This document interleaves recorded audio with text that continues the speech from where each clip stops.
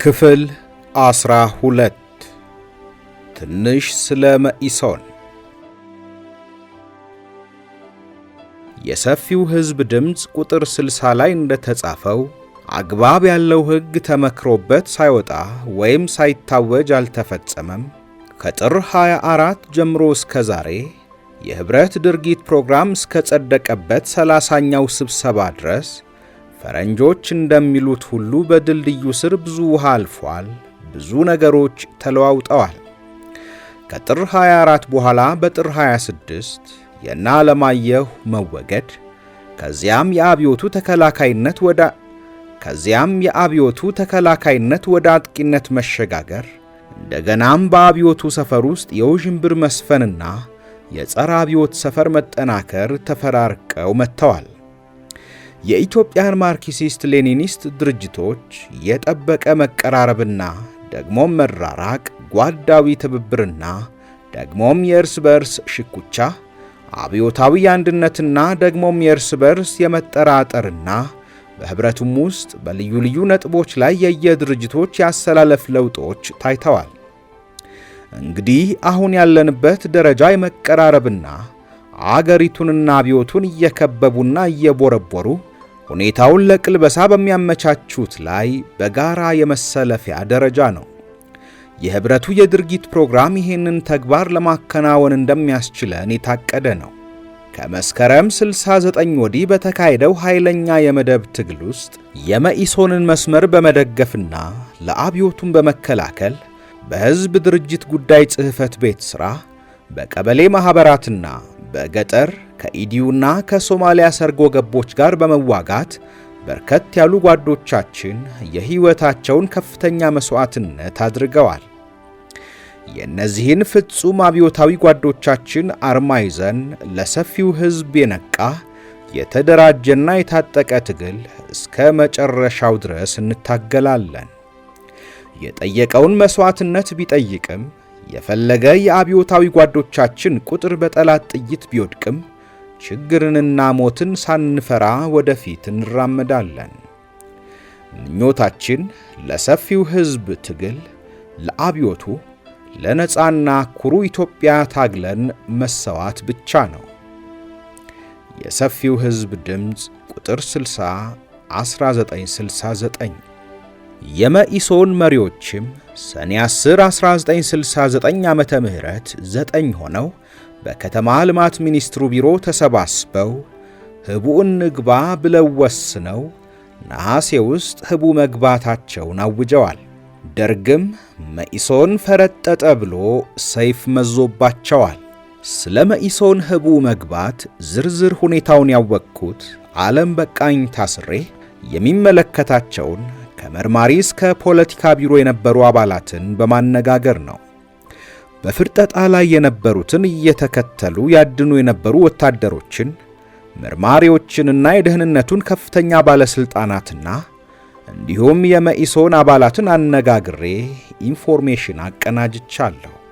ሰኔ 10 ቀን 1969 ዘጠኙ የመኢሶን ከፍተኛ ካድሬዎች ነገደ ጎበዜ አልተገኙም። የተነጋገሩበት ቃለ ጉባኤ ካልተቀደደ ወይም ካልተቃጠለ ወይም በሌላ መልክ ካልተበላሸ በቀር ማዕከላዊ ምርመራ ይባል ከነበረውና በሌላ መልክ የተገኙት መረጃዎችም ከሚኒስትር ተስፋዬ ወልደ ሥላሴ ልዩ ጽሕፈት ቤት ውስጥ ሊገኝ ይችላል ሲሉ ያነጋገርኳቸው ሰዎች ገልጸዋል። ታዲያ መታለፍ የሌለበት ሻምበል ለገሰ አስፋው አሁንም አላችሁ፣ በአንድ መንጋ እኮ ሁለት አውራ መኖር አይችልም በማለት መኢሶኖችን ያስፈራሩ እንደነበረ፣ ዶክተር ነገደ ጎበዜ ከኮበለሉበት በኩባ ፓስፖርት አዲስ አበባ ሲገባ በመረጃው ስለተደረሰበት ኩባ ኤምባሲ መሽጎ በፊደል ካስትሮ ብርቱ ጫና ከአገር እንዲወጣ ፕሬዝዳንት መንግስቱ ፈቅደዋል። ነገደ በቀይ ሽብር እጁን በደም የታጠበ ሰው ነው። ከዶክተር መስፍን ካሱ ጋር ሆነው በኢሃፓ አባላት ላይ እጅግ ብዙ ጭካኔ ፈጽመዋል። ከአሲምባ መጥተው ማዕከላዊ የታሰሩ የኢሃፓ አባላትን ካላነጋገርን ብለው ሁለቱ ዶክተሮች ከሹሙ ኮሎኔል ተክለ ሚካኤል አርምዴ ጋር ተጣልተዋል። ኮሎኔሉ አንድ እንጂ ሁለት መንግሥት አላውቅም በማለት ነገደንና መስፍንን አባረዋል ተብሏል። መኢሶኖች ህቡ ለመግባት የሰጡት ምክንያት ደግሞ እጅግ አሳፋሪ ነው። እንደ መርማሪው ተኮላ ማሞና ሌሎች መርማሪዎች ከሆነ የመኢሶን መሪዎች ተሰባስበው የተጠራውን 300,000 ሕዝባዊ ሰራዊት እኛ ካልመራ ነው ዋጋ የለንም፣ ደርግ ይሄንን ጦር መርቶ የሶማሊያን ወራሪ ኃይል ድል ካደረገ የታሪክ ጀግና ይሆናል፣ ለኛ ቦታ አይኖረንም፣ ከተሸነፈ ደግሞ ከደርግ ጋር አብረን የታሪክ ውርደት እንከናነባለን፣ በሁለቱም መንገድ ቢሆን መኢሶን ተጠቃሚ አይሆንም፣ ስለዚህ ፈጥነን ከደርግ መለየት አለብን በማለት ነበር የወሰኑት።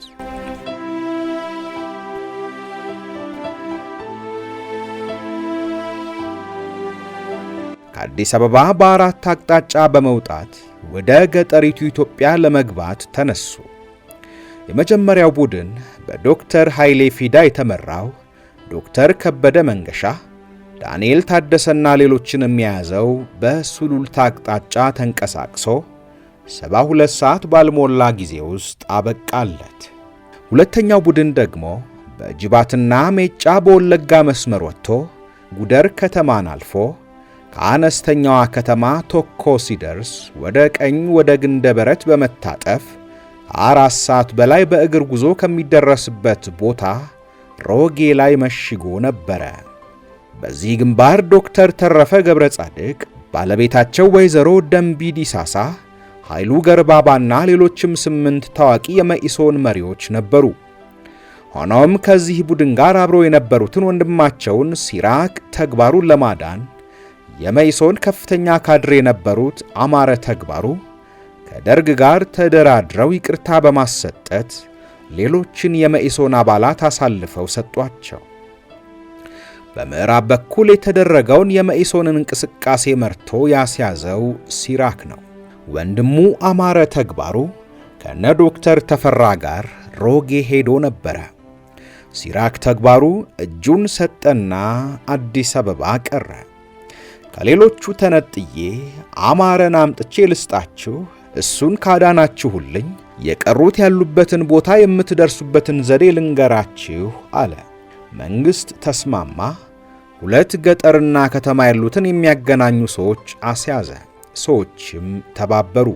በእነዚህ አገናኝ ሰዎች አማካኝነት የደርግ ልዩ ጦር ሮጌ ደርሶ መሪዎቹንም ጭምር ደመሰሰ።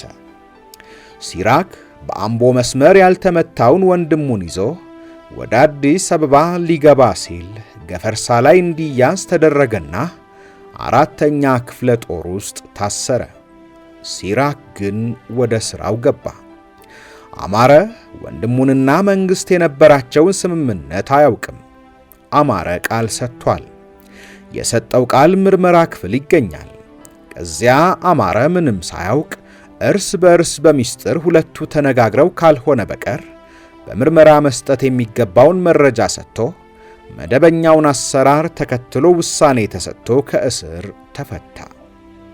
ሌሎቹንም በየአቅጣጫቸው የሄዱ የመኢሶን ካድሬዎችን ያስያዙት የቡድኑ አባል የነበሩ ሰዎች ናቸው። ዛሬ አማረና ሲራክ ከኢትዮጵያ ውጪ በሕይወት አሉ። ስለዚህ እነዚህ የፖለቲካ ቡድኖች እርስ በእርስ ተጠቋቁመው የተባሉ ወይም እንዲበሉ የሆነ መሆኑን ከሕሊናቸው ካልተጣሉ አሁን ሊገልጡት ይገባል በማለት መርማሪዎች ይናገራሉ። ተስፋዬ መኮንንም እኮ ያሉት እርስ በእርስ ተባላንና አብዮቱን እንደ ልጆች የቃቃ ጨዋታ መጫወቻ አደረግነው ነው። እንዲሁም ምንም እንኳ በይፋ መድረክ ላይ ቢሆን ስለ መዋቅር የገለጹት የመኢሶን አባላትና ተባባሪዎች ናቸው። ማን የት እንዳለ የደርግ ምርመራ ክፍል አያውቅም ነበረ። መኢሶን ህቡ ገባው ሲል ማን የት የመንግሥት መዋቅር ላይ እንዳለ የገለጹት ቀይ ፋና ብለው የመጡት የመኢሶን ግንጣዮች ናቸው። 3ኛው ቡድን ደግሞ በጅማ መስመር ከአዲስ አበባ ከወጣ በኋላ ከምባታና ሀዲያ አውራጃ ሆሳና አካባቢ የተያዘውና ታስሮ አዲስ አበባ የተመለሰው ነበረ። በዚህ ቡድን ውስጥ ዶክተር ንግሥት አዳነ፣ ደስታ ታደሰ፣ ኃይለ ሥላሴ ወልደ ገሪማና በሆሳና የሕዝብ ድርጅት ጉዳይ ጊዜያዊ ጽሕፈት ቤት ኃላፊ በለጠ ሙትሮ የሚገኙበት ነበረ። የመጨረሻውና ዕድለኛው በደቡብ ኢትዮጵያ በሲዳሞ በኩል የወጡት የእነ አንዳርጋቸው አሰግድ፣ ዶክተር መስፍን ካሱና ሌሎችም ነበሩ።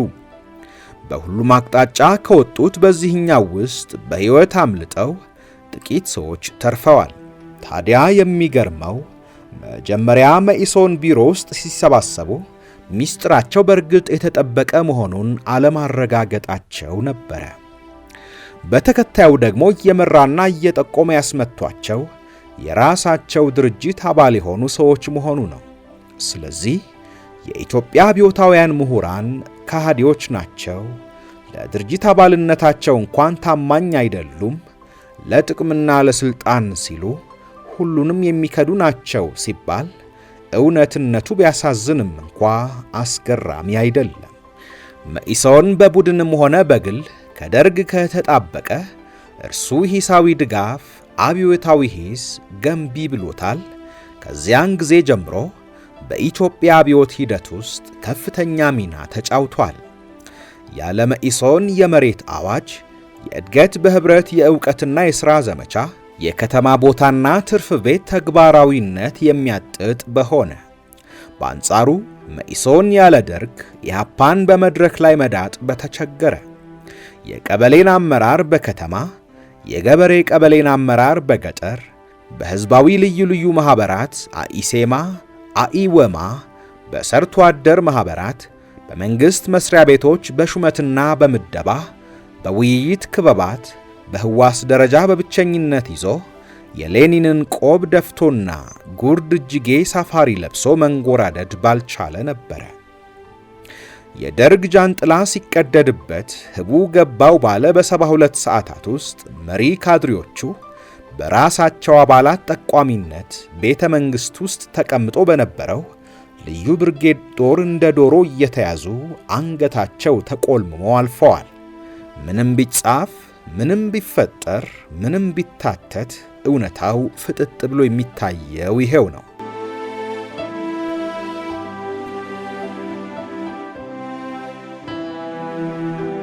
ደርግና መኢሶን እስከ ሰኔ 10 1969 የመኢሶን የፖለቲካ ቢሮ አባላት በከተማ ልማቱ ሚኒስቴር ቢሮ ውስጥ ስብሰባ ውሳኔ ድረስ የአንድ ሳንቲም ሁለት ገጽታ አንድም ሁለትም ነበሩ።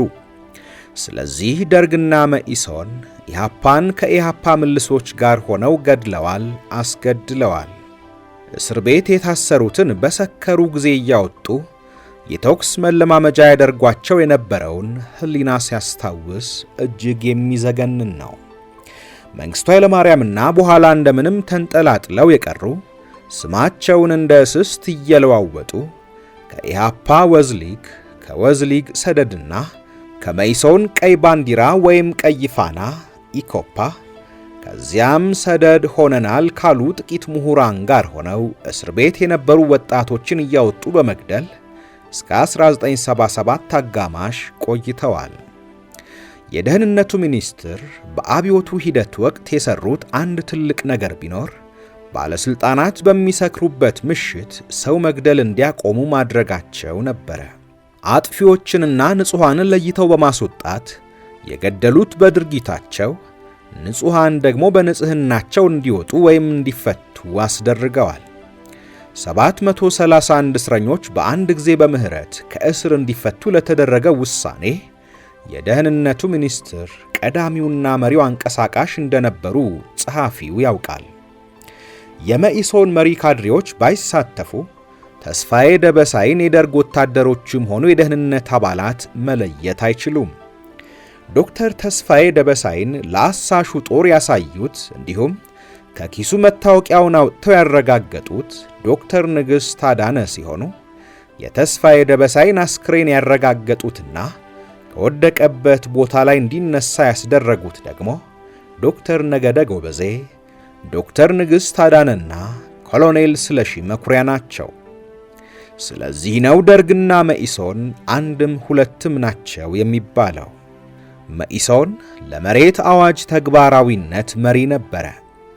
በኢትዮጵያ በሚነገሩ 14 ቋንቋዎች ለሕዝብ መተላለፍ በአማርኛ፣ በኦሮምኛ፣ በትግርኛ፣ በአረብኛ፣ በወላይትኛ፣ በአላብኛ፣ በሲዳምኛ፣ በስልጥኛ፣ በጉራግኛ፣ በደራሳኛ፣ በከምባትኛ፣ በሶማልኛ፣ በአፋርኛ፣ በእንግሊዘኛ መተላለፍ መኢሶን፣ ኢሃፓ፣ ኢጫትና ሌሎችም ተረባርበዋል።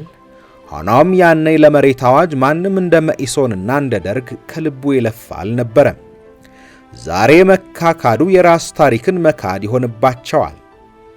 አንዳርጋቸው አሰግድ በአጭር የተቀጨው ረዥም ጉዞ መኢሶን በኢትዮጵያ ሕዝቦች ትግል ውስጥ በሚለው መጽሐፋቸው ክፉ ምላሶች የአንዳንድ የመኢሶን አባላትን ስም በመጥራት ጭምር መኢሶንን የግድያው ተሳታፊ እያደረጉ የሚያራግቡት የስም ማጥፋት ወሬ ጨርሶ ሐሰት ነው።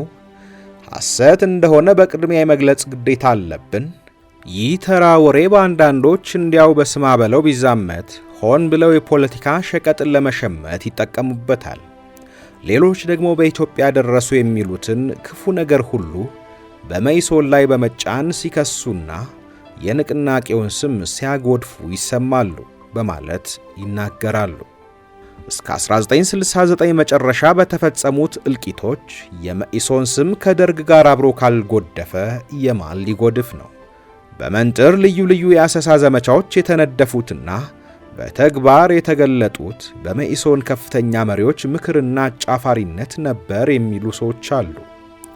ክፉ ምላሶችስ ይሄን ከላይ የተገለጠውን ጥቅስ የሚናገሩ መሆናቸውን አንዳርጋቸው ሊያውቁ ይገባል ሲሉ የደርግ ባለስልጣናት ይገልጻሉ። በኮማንደር ለማ ጉተማ ጀርባ ሆኖ 60ዎቹን የኃይለ ሥላሴ ባለስልጣናት ያስጨረሰው መኢሶን አይደለም ብሎ የሚጠይቁ አጋጥመውኛል። የወዝሊጉን ጉታ ሶርኔሳን ማን ገደለው? ለምንስ ተገደለ? ከዚህ ግድያ በኋላ የአዲስ አበባ ከንቲባ የሆኑት ካድሬ ከንቲባ ለመሆን የበቁት መኢሶን ጉታ ሶርኔሳን ካስወገደ በኋላ ነው የሚሉ አሉ። መኢሶን የብርሃንና ሰላም ማተሚያ ቤት አካባቢ 4 ኪሎ እልቂት ያደረሰውን መሪ ካድሬያቸውን ግርማ ከበደን ቦዘኔ በማለት ኮንኖና እንደማያውቀው ገልጾ አልፎታል። ስንትና ስንት ቅን አገር ወዳድ የጦር መሪዎችን፣ ቅን ምሁራንን ከጀርባቸው ላይ የአድሃሪነት፣ የኢሃፓነት፣ የበራዥነት ታፔላ እየለጠፉ አስገደሉ፣ አሰደዱ፣ አሳሰሩ።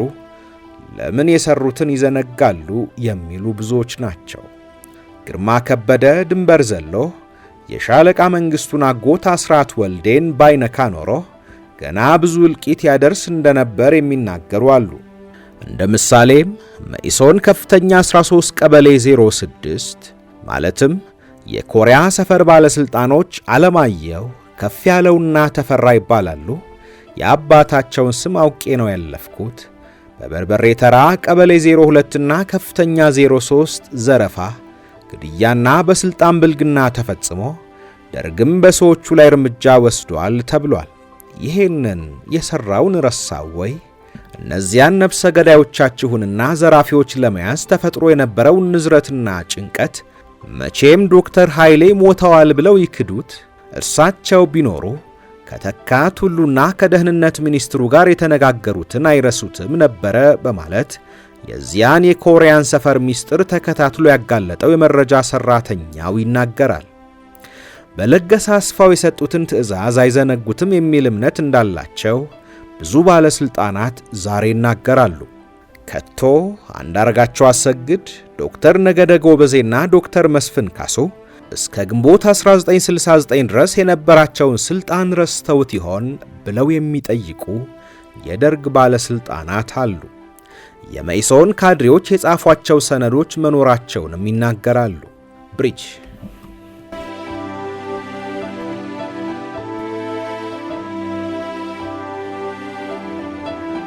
ደርግ በተቋምነቱ እንዲሁም አባላቱ በግልና በጋራ በሕዝብ ላይ የፈጸሙት ከፍተኛ በደል አለ።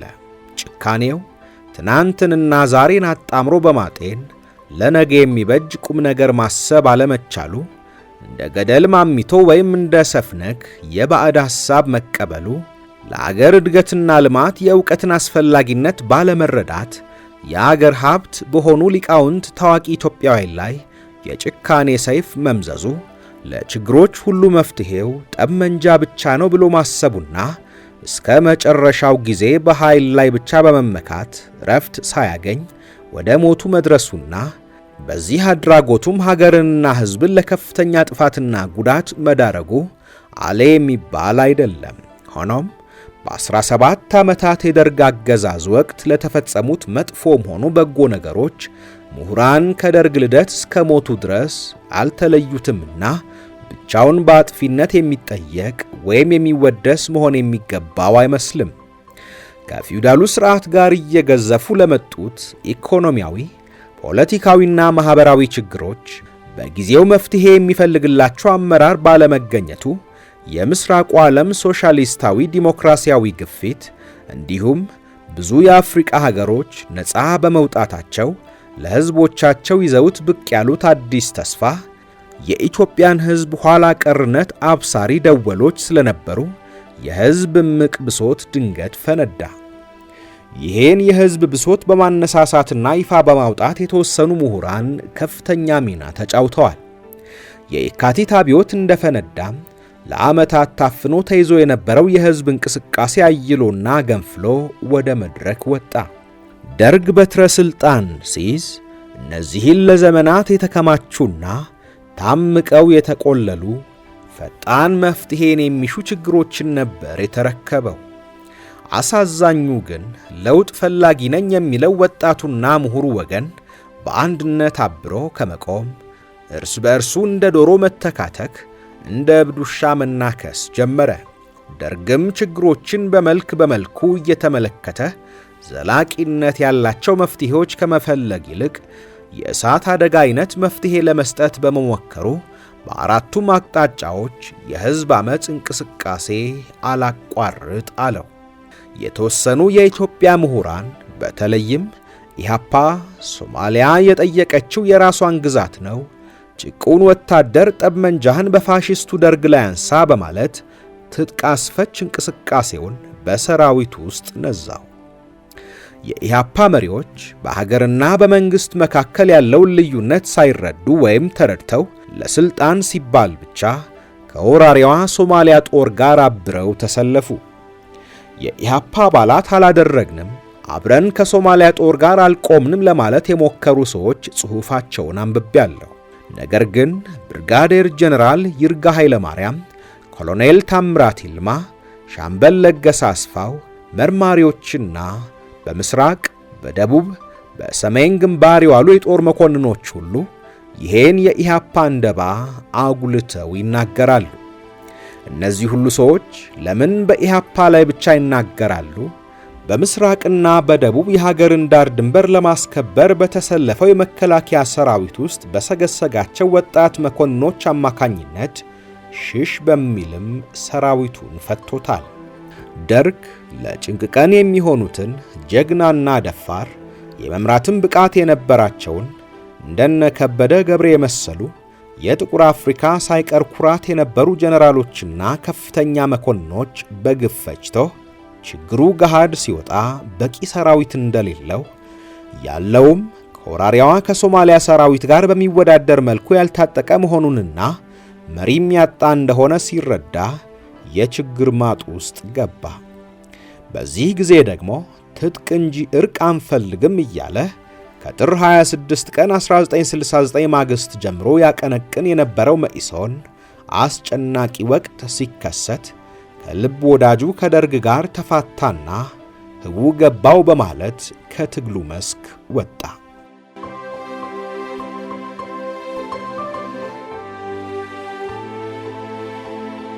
ኢህአፓ ወዝሊግና ሌላም ቅጽል ለራሳቸው የሰጡ ጥቂት ኢትዮጵያዊ አብዮታውያን ምሁራን እርስ በእርሳቸው ተራረዱ። ኢህአፓ መጀመሪያ በመኢሶን ላይ ዘመተ፣ በደርግ ላይ ጦር ሰበቀ። ቆይቶ ከሁለት ተከፍሎ እርስ በእርስ እየተጠቋቆሙ በመኢሶን አዝማችነት በደርግ መችነት ተላለቁ። ከኢህአፓ ፈንግጠው ከአሲምባ የተመለሱ የነ ሽመልስ ማዘንጊያ እንዲሁም አዲስ አበባ ውስጥ የነበሩ የነሰናይ ልኬ ምልምሎች እነ ሸዋንዳይ በለጠ እጅግ አሳዛኝ ክህደትና ጭካኔ የተሞላበት እልቂት በትግል ጓዶቻቸው ላይ ያደረሱና ከደርግ ተጣበቁ። ደርግ በግድያ ያልተባበረውን ማንንም የፖለቲካ ቢሮ አባል አላደረገም። ይህ ባይሆን ኖሮማ ኮሎኔል ጎሹ ወልዴና ሻለቃ ዳዊት ወልደ ጊዮርጊስ መቼ የፖለቲካ ቢሮ አባል ሳይሆኑ ይታለፉ ነበር? ለጎሹ ወልዴ እኮ ሰብዮቶች የሰጡት ምስክርነት የሚደነቅ ነው የሚሉ ሰዎች አጋጥመውኛል። የአገር ፍቅር ያንገበገበው ይመስል የነበረው ለውጥ ፈላጊ ነኝ ያለው ጥቂት የኢትዮጵያ የተማረው ቡድን ለስልጣን ያልፈጸመው በደል ያለ አይመስልም። ይሄን ትውልድ ፕሮፌሰር ኤፍሬም ይስሐቅ የቀድሞው የኢትዮጵያ ትውልድ ራሱን የሚያከብር ነበረ፣ ባህሉን የሚያስከብር የሚፈቃቀር ታጋሽ ነው፣ ተማርን የምንለው የዚህ ዘመን ትውልዶች ግን አወቅን ብለን ከኛ በላይ ላሳር በሚል አጉል ስሜት ተወጥረን ነው ያለነው። ይህ ተማርኩ የሚለው ትውልድ የራሱን ማንነት የሚያዋርድ በውጭ ዜጎች የሚያምንና የሚያመልክ መሆኑ ምን ያክል የተበላሸ መሆኑን የሚያመለክት ነው በማለት ገልጸዋል። ትናንት ከደርግ ጋር የነበሩና ሌሎች አዲስ የተጨመሩ መልካቸውን እንደ እስስት እያለዋወጡ ለስልጣን የደከሙ የዘመናችን ምሁራን ነን ባዮች ድርጊት ሲያጤኑት የፕሮፌሰር ኤፍሬም ይስሐቅ አባባል ትክክል ትርጉም ይሰጣል። ትናንት እነ ነገደ ጎበዜ፣ ዓለሙ፣ ሸዋንዳኝ፣ ሽመልስ፣ ፋሲካና ሌሎችም በተለይም ከሰናይ ልኬ ሞት በኋላ የወዝሊግ መሪዎች ጓደኞቻቸውን አሳልፈው በመስጠት ከደርግ የስልጣን ፍርፋሪ ተቋድሰዋል። እነዚህ የተወሰኑ ምሁራን በሰው ጥረትና ድካም ከሕዝብ ጫንቃ ላይ ፊጥጥ ብለዋል። ተመኝተው የቀሩም አሉ። እነዚህ ምሁራን አገራቸውንና ሕዝባቸውን በውል አያውቁም። ረሃቡ፣ በሽታው፣ ስቃዩና ሰቆቃው የሚሰማቸው አይመስሉም። ዛሬ ከተመቻቸው ስለ ነገ ደንታ ያላቸው አይመስሉም። እናም የተወሰኑት የዚህ ዘመን የኢትዮጵያ አብዮታውያን ምሁራን አሳፋሪዎች ናቸው። በታሪክም ሲወቀሱ እንደሚኖሩ የሚያጠራጥር አይመስለኝም። ከላይ የተገለጹትን ሁኔታዎች ይዘን እውነት በአብዮቱ ወቅት የተፈጸሙት እልቂቶች በመንግስቱ ኃይለማርያም ብቻ ነው ብሎ መጠየቅ ተገቢ ይሆናል። መንግስቱ ጨካኝ ናቸው፣ ግን ብቻቸውን ጨካኝ አልነበሩም። ደርግ በሀገር ውስጥ ከገንጣይ አስገንጣይ ወንበዴዎች መሬትና ቤት እንዲሁም የማምረቻ ፋብሪካዎች ከተወረሱባቸውና ከነፍሰ ገዳዩ ከኢሃፓና ኢዲዩ ጋር መዋጋት ነበረበት። ይህ የውስጥና የውጭ ዝብርቅርቅ ሁኔታ በተከሰተ ጊዜ ነበረ ሕዝብ በክተት ጥሪ ለእርዳታ የተጋበዘው። የሶማሊያ ድፍረት እጅግ ያስቆጣው ኢትዮጵያዊ ሁሉ በደስታ የክተት ጥሪውን ተቀብሎ ወደ ታጠቅ ጦር ሰፈር ጎረፈ። መኢሶን ግን ኢትዮጵያ ስትወረር ህቡ ገባሁ አለ። ለመሆኑ ይሄን አስጨናቂና ዝብርቅርቅ ሁኔታ የመሩት ሻለቃ መንግስቱ ኃይለማርያም ማን ናቸው? የትና መቼስ ተወለዱ? የሚሉትን በሚከተሉት ገጾች የምንመለከተው ይሆናል።